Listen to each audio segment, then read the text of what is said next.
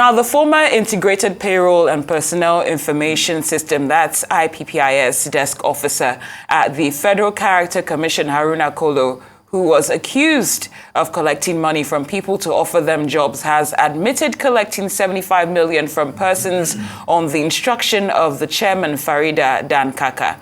He also said the FCC chairperson instructed him to send the money to his personal bank account and pay to her in cash, which he did at several meetings in her house. Kolo made the revelation at the ongoing investigative hearing by the House of Representatives Ad Hoc Committee investigating federal ministries, department and agencies, MDAs, parastatals and tertiary institutions on mismanagement of the IPPIS.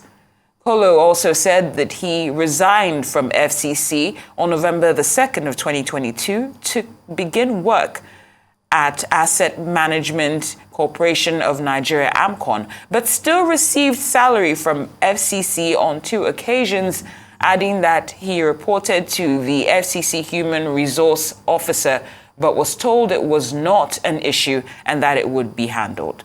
Arise analyst Dayo Sobowale joins us to discuss the ongoing probe of Federal Character Commission and the sordid revelations being made about cash for job syndicates. Good to have you again on the show, Mr. Sobowale. Good afternoon. It's a pleasure being here.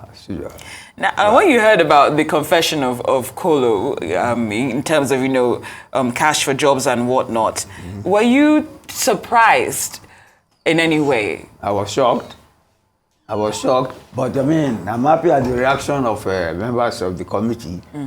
They told him that, if they have their way, he shouldn't be allowed to leave. He should be handed over for prosecution. Well, it's a very sordid story, but I hope it is not general. Although we have had war stories, you remember the Accountant General of the Federation, and you see, I'm sure there are many people like that. Because like I said sometime here, I listen to Aida, and I think Asiodu, 2 of our brightest former permanent secretaries. They used to call them super palm sex. They were managing finance, and they were well-trained administrators. They made the observation in 2 different books that Nigeria has a very wild economy, that we do not know yet the sources of our revenue. You get me? And the sources of waste in our revenue. If this had not come in now, you will not know that this sort of thing is going on. If something accidentally does not come in, you will know how many people are siphoning money. Since you do have a meter, you do have a loophole to plug, to even discover some of the sources. They're all over the place, in the various ministries. But then, once this has come to limelight now, they should not be allowed to get away with it. They should be, even the police can go and accost them on their way out and probe them. But then, that is the nature of their own job. Let us look at the Federal Character Concept and the Federal Character Commission. You can see that it has been abused. It is obsolete. It was set up before so that there will be equity. The North was educationally backward to the South. Do you get me? And you see, the first leaders of the North, Amadou Bello and Tafawa Balewa, they were teachers. Teachers, grade 2 teachers. That's equivalent to almost a master's degree now in terms of education and exposure. And Zik, flamboyant, well-educated Zik, and Awolowo, lawyer. So the North knew that it was at a disadvantage because the West was training people. Education is invested in the West. The same thing with the Igbos before they became traders. Do you get it now? So the South was going.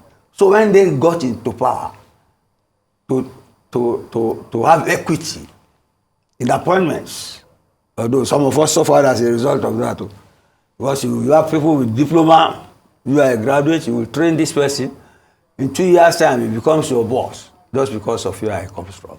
But then, within mind, because we knew the imbalance in the nature, geography of the country, But then everybody's literally, there's no part of the country now that people don't place premium.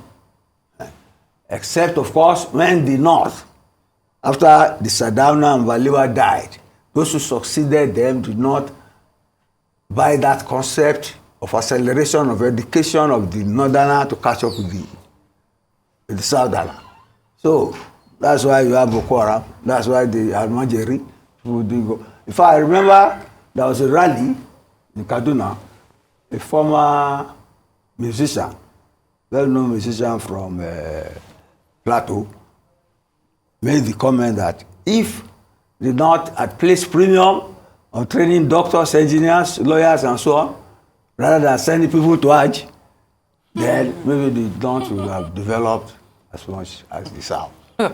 Well, on that note, it seems federal character has bad character. We've seen the drama playing out with individuals denying. I mean, no one is going to come out and say that they have done X, Y, and Z, but this corruption in the public service is really something. But actually, we're running out of time.